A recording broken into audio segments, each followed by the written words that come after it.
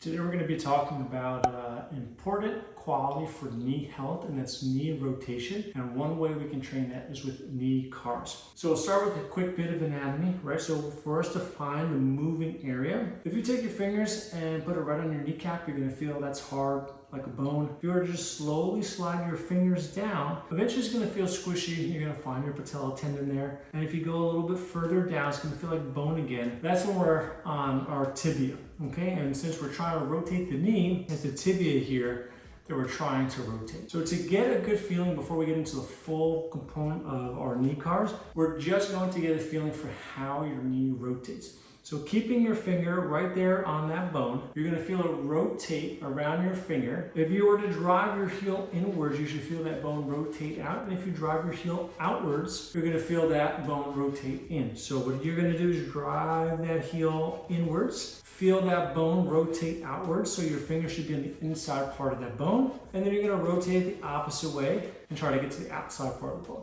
Now, one common mistake people do with this is they move their foot in and out and not get much rotation from here. So the big compensation you'll see is when you rotate, if you see your foot bending and curling, you know you're getting more motion from the foot there, and it's not happening from the knee at that point. So just go ahead and do a few, rotate out, rotate in, and then in order for us to go through the full knee car, we're gonna add flexion and extension as a component of it to all the different ranges of motion of the knee, always aiming to move out our end ranges. So we're gonna take our right leg, right arm, since we're working our right leg, we're gonna hug the back of the thigh.